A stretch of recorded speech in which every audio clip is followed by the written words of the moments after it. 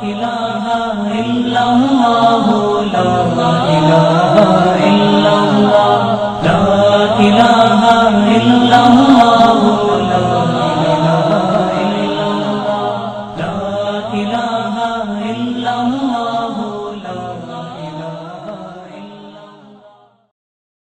الحمد لله وكفى والصلاة والسلام على عباده الذين اصطفى أما بعد.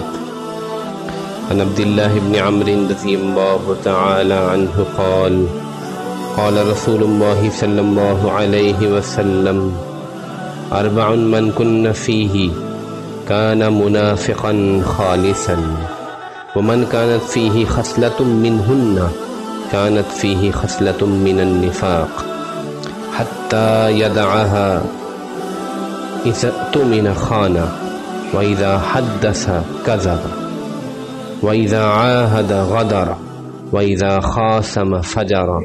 رواه البخاري ومسلم. اللهم صل على سيدنا محمد وعلى آل سيدنا محمد وبارك وسلم.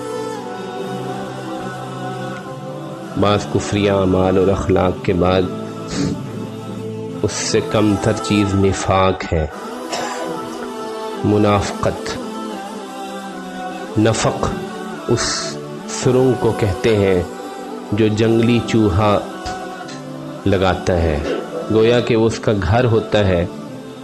اس کو نفق اس لیے کہتے ہیں کہ اس کے وہ ہمیشہ دو منہ بناتا ہے، ایک منہ جس سے وہ ہمیشہ داخل ہوتا ہے اور ایک ایگزٹ جس سے کوئی خطرہ ہو، کوئی اور معاملہ ہو تو وہ اس طرف سے نکل جاتا ہے. اس چیز کو نفق کہتے ہیں، جنگلی چوہے کی سرنگ یا اس کا بل. چنانچہ منافق اسی سے نکلا ہے، وہ شخص جس کے دو چہرے ہوں، دو روپ ہوں، اوپر سے مسلمان ہو اندر سے کافر ہو. چنانچہ اس منافقت کی پھر دو قسمیں ہیں. یہ سارا مضمون چونکہ قرآن کا ہے، سورۃ بقرہ میں بیان کیا گیا ہے. سورۃ بقرہ کے شروع میں اللہ تعالیٰ نے فرمایا کہ یہ کتاب ہدی للمتقین ہے. اس کے بعد فرمایا کہ آپ کافروں کو ڈرائیں نہ ڈرائیں، ان کو کوئی فائدہ نہیں ہوگا، یہ ایمان نہیں لائیں گے. اور پھر ایک پورا رکوع منافقین کی عادات اور خصلتوں پہ بیان کیا. چاچے جمی مفسرین، اکثر مفسرین لکھتے ہیں کہ جب بھی کوئی نبی دعوت دیتا ہے تو تین گروہ پیدا ہوتے ہیں، ایک مومنین خالصین، ایک کفار، اور ایک بعد میں جب دعوت پھیل جاتی ہے، غلبہ ہو جاتا ہے تو منافقین. ان منافقین میں خالص منافق یا بدترین منافق تو وہ تھے جو حقیقی منافق جیسے کہنا چاہیے، اصلی منافق وہ تھے جس نے زبان سے کلمہ پڑھا صرف رسول اللہ صلی اللہ علیہ وسلم کو اور صحابہ کو دکھانے کے لیے. وَمِنَ النَّاسِ مَن يَقُولُ آمَنَّا بِاللَّهِ وَبِالْيَوْمِ الْآخِرِ وَمَا هُمْ بِمُؤْمِنِينَ.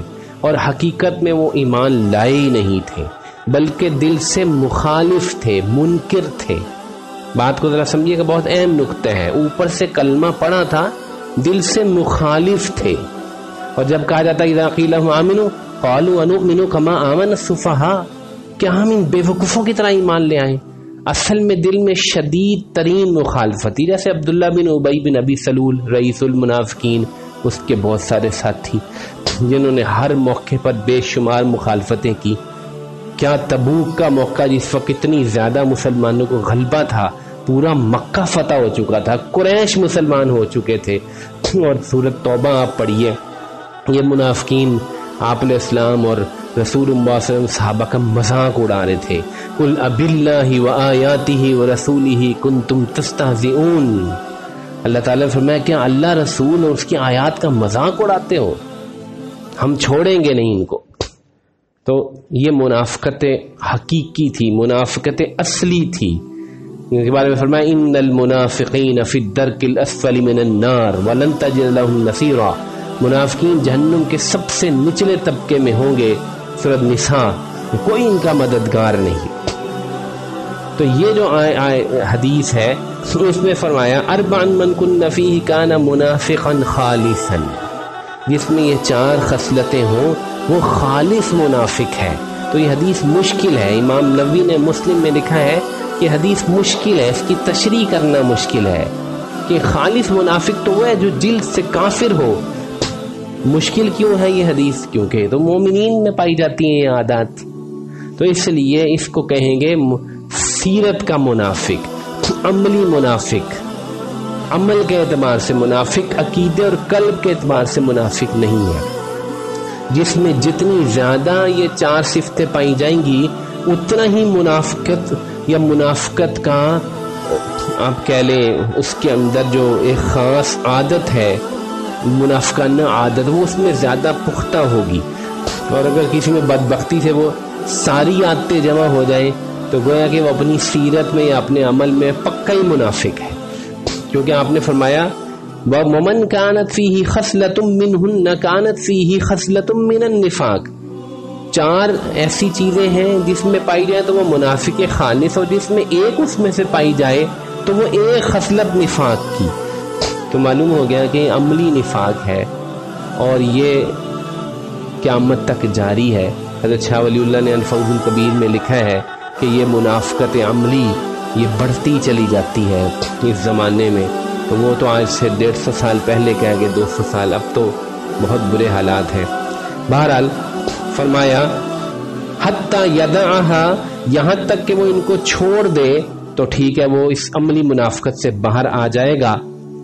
گویا کہ ایک منافقت عقیدے کی اور ایمان کی, وہ کفر ہے, اور ایک منافقت ان عادات کی, یہ سیرت اور عمل کی منافقت ہے, کردار کی منافقت ہے. ہم کہتے ہیں منافقت, یہ منافقت والا کردار ہے اس شخص کا. فرمایا اذا اؤتمن خان, جب اس کو امین بنایا جائے خیانت کرے. اذا حدث کذب او کذب, جب باتیں کرے تو جھوٹ بولے, اکثر جھوٹ بولے, جھوٹ پہ جھوٹ. جیسے کل بات ہوئی تھی اذا عاہد غدر, جب اس کو وعدہ کرے تو وعدہ خلافی کرے, وعدہ خلافی کرے. وَإِذَا خَاصَمَ فَجَرَ, اور ذرا سی کوئی بات ہو جائے تو گالی گلوچ پہ اتر آئے. لڑائی ہو, ذرا سی کوئی بحث ہو گئی تو فوراً یہ شخص کس پہ اتر آئے؟ گالی گلوچ. غصے میں پھٹنے لگا, بد زبانی کرنے لگا. تو اب یہ بڑی جو ہے وہ سوچنے کی بات ہے. ہم اپنے اندر جھانکیں, غور کریں ان منافقوں والی عادتوں میں, منافقانہ عادات میں, منافقانہ کردار میں ہم میں سے کوئی مبتلا تو نہیں. اپنے قلب کو اللہ جل جلالہ کی طرف مائل کریں اور اللہ جل جلالہ سے منافقت سے پناہ مانگا کریں. اللہم انی اعوذ بک من الشرک والشک والشقاق والنفاق وسوء الاخلاق. کتنی خوبصورت دعا آپ علیہ السلام نے سکھائی. اللہ شک سے, شرک سے, نفاق سے, شقاوت سے اور برے اخلاق سے میری حفاظت فرما. تو یہ برے اخلاق بھی ہیں, یہ کردار بھی ہے, اور اس میں جو جس کو بیماری ہو پھر اس کا علاج وہ صحبت سے ہی ہوتا ہے. کسی اللہ والے کی خدمت میں بیٹھیں, ان سے یہ علاج جو ہے وہ صحبتی علاج ہے. یہ صحبت سے یہ چیزیں جاتی ہیں. نیکوں کی صحبت میں بیٹھ کے آدمی سے چیزیں چھوٹتی ہیں.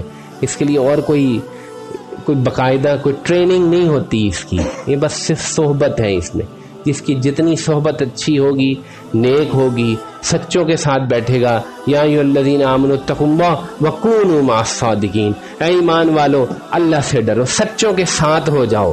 جو سچوں کے ساتھ رہتے ہیں خود بخود سچ دل میں آتا ہے, سچ طبیعت میں آتا ہے, کردار میں آتا ہے. جب سچ آ جاتا ہے باقی برائیاں بھی چھٹتی چلی جاتی ہیں.